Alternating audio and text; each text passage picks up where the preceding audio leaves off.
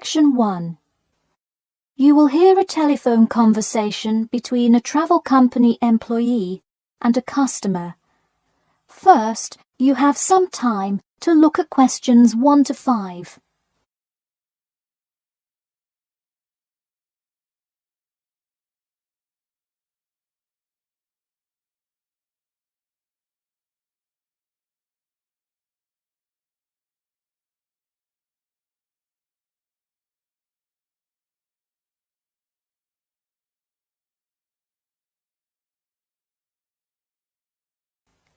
Now we shall begin. You should answer the questions as you listen, because you will not hear the recording a second time. Listen carefully and answer questions 1 to 5. Hello? Hi, good morning. This is Talia from Parrot Bay Travel Agency. Is Robert Goddard there? Yes, speaking. I'm so sorry that I made such an early phone call, and I'm calling to ask a few questions about your most recent vacation. Could I have 5 minutes of your time? Sure thing. Great, thanks. Now, I see here that you visited Melbourne. Was this your first visit to Melbourne? No, I have actually been there twice before. I see. Now, what would you say was your favourite part about Melbourne? Well, I did like seeing the exotic wildlife, and there are great sights to see, but I have to say I was most impressed by the amazing weather. Yeah, the weather there is amazing. Which of the sites listed as part of our official tour did you see? And of those, which was your favourite? First I saw the theatre, which was beautifully designed. It was not nearly as cool as the town hall, though. The building is a huge part of Melbourne's history. Definitely my favourite. I saw the aquarium too, but wasn't too impressed. I see. Yes, people often have great reviews of Town Hall. Now, I would like to ask you about your dining experience. Did you enjoy the food there? Absolutely, I loved it. I'm glad to hear it. Could you tell me a little bit about what you most enjoyed about the food? Being such an international city, I loved the variety. I could find any type of food I wanted, whether I wanted seafood, burgers, or anything else. You name it, and they had it. Did you drive to Melbourne? No, I flew. I thought about going by train, but in the interest of time, I decided to go by plane. Right, I see. Before you hear the rest of the conversation, you have some time to look at questions 6 to 10.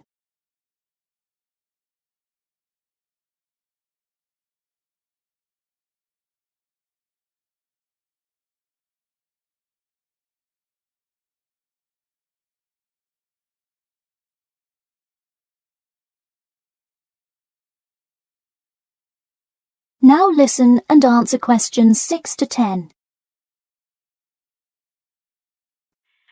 would you mind telling me whether you are under 20, between the ages of 20 and 40, or older than 40? It would be nice if I was still under 20.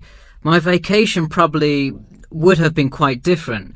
Actually, though, I just turned 41 last week. Oh, happy birthday! So, did you treat yourself and fly first class? No way. I would love to have a budget that high. I'm more in the mid-range income level.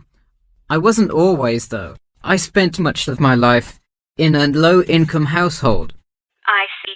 That answers my next question then, of income level. And what was the purpose of this visit? I had to go there on business a lot before and decided I would go there for tourism this time. I see. And what is your occupation? I am mainly a computer programmer. I also write for a travel magazine on the side, which is why I visited Melbourne before, but it's not my main source of income. I see. Wow, it sounds like you work a lot. Yes, I am very busy, which is exactly why I took a nice week-long vacation to Melbourne. I completely agree. Would you care to comment on your accommodation? My hotel was a good value. Staying in the city can get really expensive, so it was nice to find such a good price for the location and quality. I'm glad I didn't end up in some cheap motel in the middle of nowhere. I'm glad you didn't either. Well, thank you for taking part in our survey, and I'm glad you enjoyed your vacation. No problem. Take care.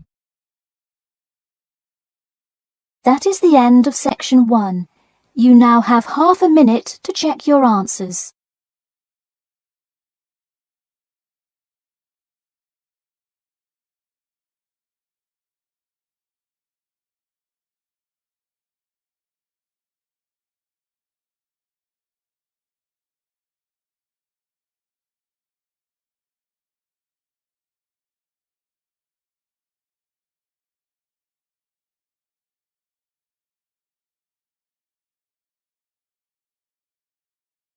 Now turn to section 2.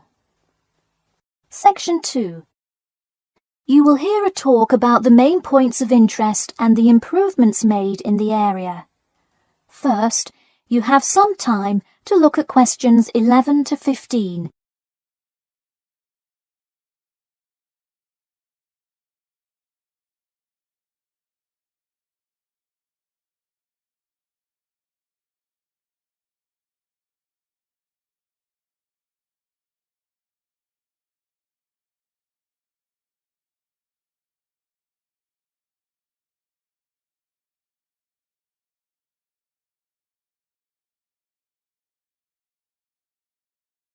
Now listen carefully and answer questions 11 to 15. Thank you all for coming to our community meeting. As you know, we're excited to unveil our improvement plan as we look forward to the influx of tourists in the summer months. I'll start with a quick overview of the main points of interest in the area for anyone who may not quite know his or her way around yet, and then I'll get to the improvements made.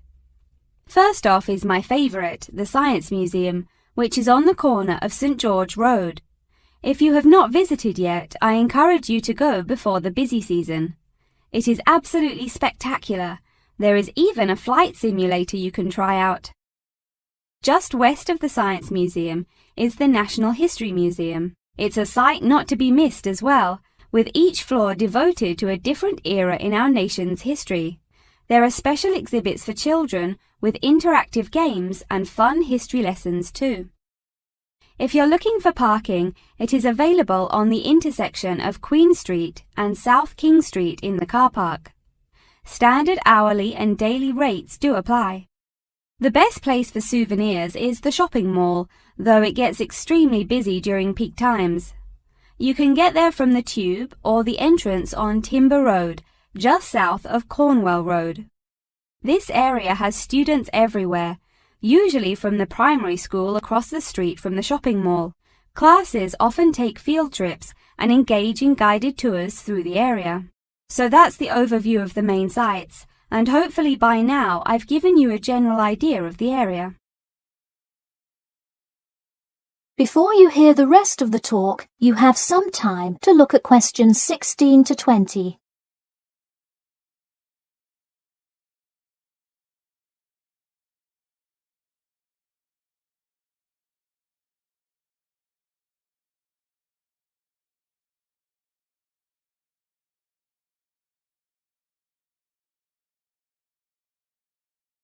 Now listen and answer questions 16 to 20.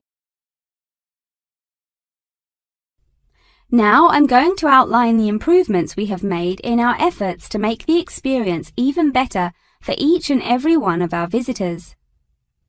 You probably noticed when you first drove into the car park this morning that there is now additional signage to help avoid confusion. The directions were not entirely clear at first, so we have increased the number of one-way signs indicating the correct direction of traffic flow. Not far from there, in line with our mission of giving back to the community, we constructed a brand new playground for the primary school. It is really something to be excited for. The equipment is state-of-the-art and includes swings, a small climbing wall, and even an obstacle course. Now we'll head north and take a look at the Science Museum. In response to our feedback from past visitors to the museum, there is now free information available outlining not only upcoming IMAX showings, but also natural wonders like meteor showers, eclipses, and other cool natural events. The Science Museum isn't the only museum improving the experience of its visitors. The National History Museum has added an entire new wing to its facility to accommodate the large crowds of people gathering to see the Civil War exhibit, Inventions Timeline exhibit, and other wonderful sections of the museum. The increase in space will definitely give a more calm, comfortable experience for visitors. And finally, remember when there was actually a line at the mall entrance from the tube station? It was terrible trying to get anywhere from the tube because foot traffic got so backed up sometimes. We have addressed that by adding another entry point into the mall from the other end of the platform to disperse the crowd. So those are the major improvements we have made. Clearly, having too many people that want to visit and enjoy what our community has to offer the public is a good problem to have, and I am confident that we have made the changes necessary to accommodate the growing interest in the area. As always, we welcome any questions, comments, or concerns about the new improvement plan. In a few minutes, I will open up the floor for questions, but you can also contact me or any other board member by email or through the city website. Thank you for coming, and I now encourage you to stay for the questions and answers panel occurring between now and 10:30. That is the end of section 2. You now have half a minute to check your answers.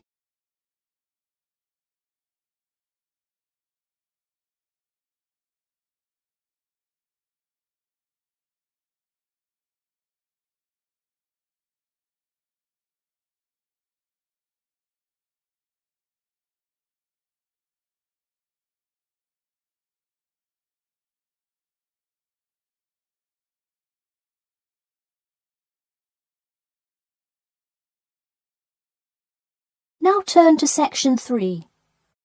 Section 3. You will hear two students called Jane and Mark talking to their tutor about the project assignments for their senior thesis.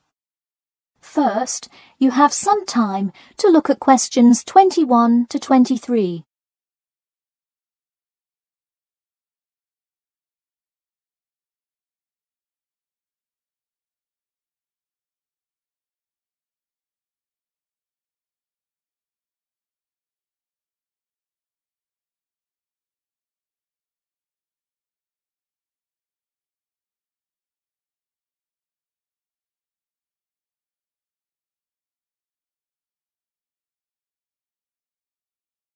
Now listen carefully and answer questions 21 to 23. So, you were both given your project assignments for your senior thesis today, right? Yes, and we already have to submit our topics next week. But how could they give us a grade this soon? No, next week's due date will not be counted towards your final grade. The teachers are just going to read your topic and give you feedback. Oh, I see. So first we should come up with our topics, and then what? Well, once you know what you want to study, you need to think about how you'll study it. You need to decide on your research methods. The methods will be the main part of your paper. What about the results section? Well, I can give you feedback on that, but you will be the one carrying out an experiment, and thus will have to produce the results on your own. What I would like to do today is practice writing research papers before you even begin your report. I'll give you samples of old data from past experience, and you can practice writing results and drawing conclusions. I think that would be really helpful. Yeah, it sounds like a lot of extra work, but I'm sure it would make our actual project easier. You're exactly right. So let's get started. First, let's try this simple experiment on fruit flies. Read the information and then take 25 minutes to summarize a results and conclusion section. That's really important. Pay attention to the time limit. Okay, does it still have to be 6,000 words? No, don't worry about that. What if we get off topic?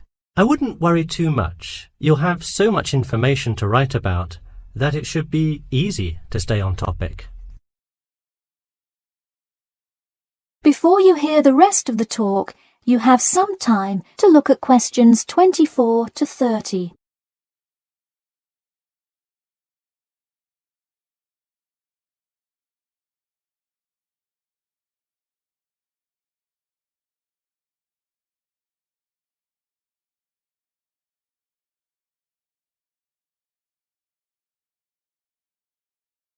Now listen carefully and answer questions 24 to 30. But what about other sources? Well, for this assignment, you can use the one from your textbook. In your actual paper, you should find old experiments that support your topic. So do we need to find different types of sources?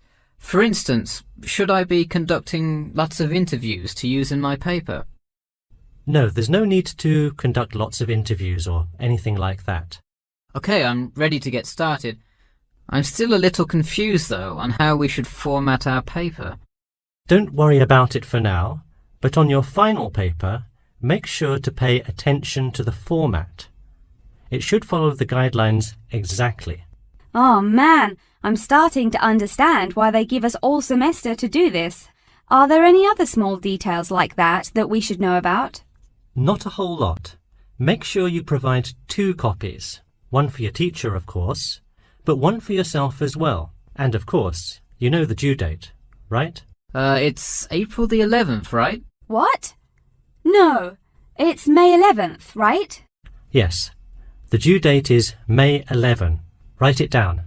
Oh wow, yeah, I need to note it. Also, I'm having trouble finding information on my topic. What if I can't find enough good sources? It's all right to change your topic. Just make sure to do it before the beginning of April. Oh really? Wow, I'm definitely going to change it then. Just make sure to write a note to your teacher letting him or her know.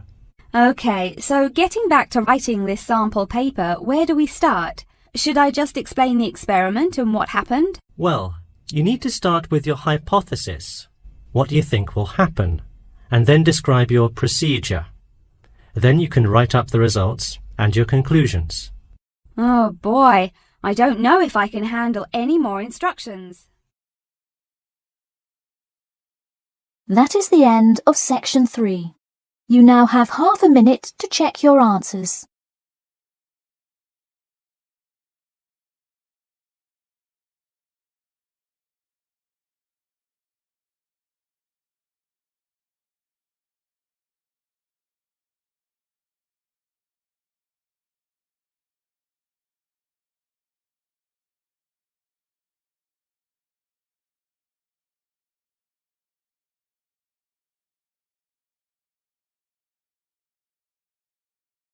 Now turn to section 4.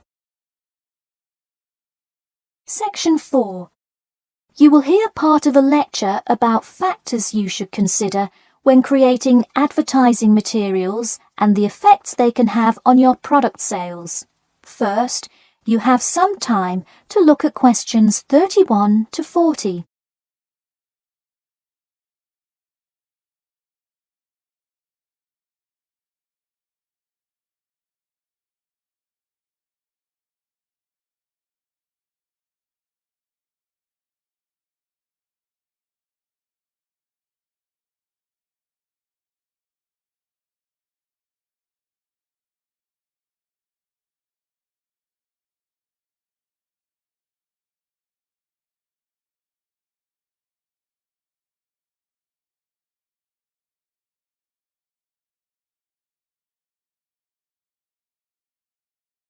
Now listen carefully and answer questions 31 to 40.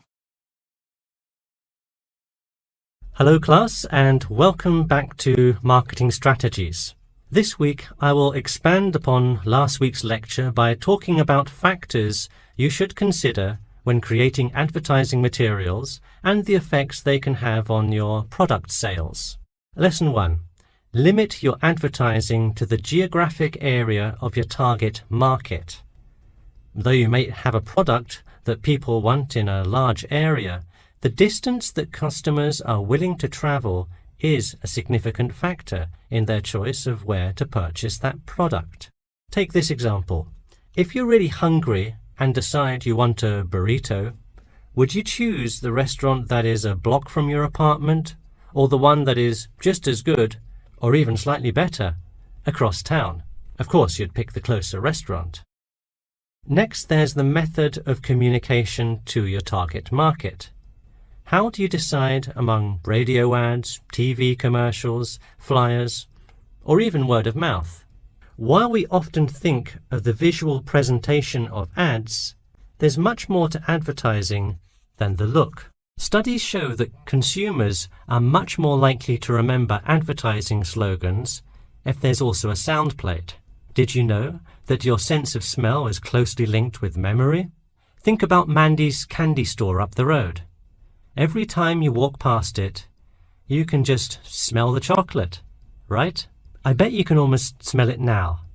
Just mentioning the name brings about the smell memory and, in turn, a chocolate craving. What better way to sell chocolate bars? Obviously, sometimes appealing to the senses isn't the most practical way to advertise. For example, it's a good idea to come up with a marketing strategy that adapts to the product, especially digital products. The flexibility of this kind of products is extremely important, so it's very common for advertisers to form one single layout for all of their ads, the visual, the medium, even the majority of the content, and simply update the ad each time they come out with a new version. Remember, advertising is all about stirring up the right feeling in your potential customers, whether by stimulating the senses, appealing to the intellect, and so on. Once the customer experiences the ad, the important thing is his or her reaction. Someone could love the ad you made, but unless he or she considers buying the product, you failed to get the reaction you were looking for.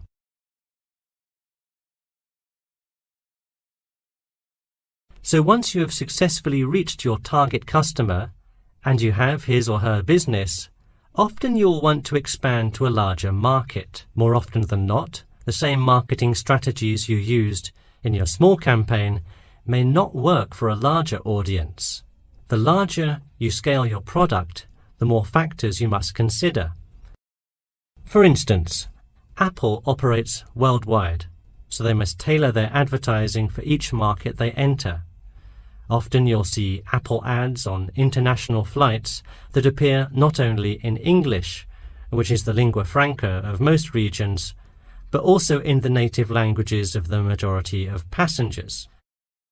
I travelled to Russia last week, and it was really interesting to see the same Nike ad that I've seen 100 times, except this time it was in Russian. Okay, going back to the medium of the advertisement, even after choosing to create print ads instead of radio announcements, television commercials, etc., there is more to consider. If you print your ad in a newspaper, it will be read by a far different audience than if you print your ad in a popular magazine. Would you put an ad for the new Justin Bieber album in a newspaper? Probably not, because that product is most suitable for youths. Let's face it, do you know anyone under the age of 25 that buys a newspaper? No. Now let's try a few strategy exercises. Imagine you're a company that is aiming to improve the environment by making products that reduce human waste. How would you advertise your product? Clearly it would send the wrong message if you put up flyers or other materials that cause lots of waste paper. Consider instead putting commercials on the Health Channel or buying ad space on websites like UNESCO. Or here's another example. What is one great place to advertise suntan lotion? How about a swimming pool? It has the exact group of people that need the product. Alright, one last thing. Let's say you're filming a commercial for a water filter pitcher. What would be good scenery to use for the background? Think about somewhere calm and relaxing with clean, fresh water. Can't you see how much more effective a commercial with the beautiful scenery and flowing rivers of a national park would be than, say, water dripping from a tap? So to wrap things up today, think about the geography of your target market, the type of marketing material you should use, and the most effective way to appeal to the customer in order to make a successful ad campaign. That is all I have for you today. Make sure to read through Chapter 8 for Monday if you have not done so already. Okay, now I'd be happy to answer any questions you may have. That is the end of section 4. You now have half a minute to check your answers.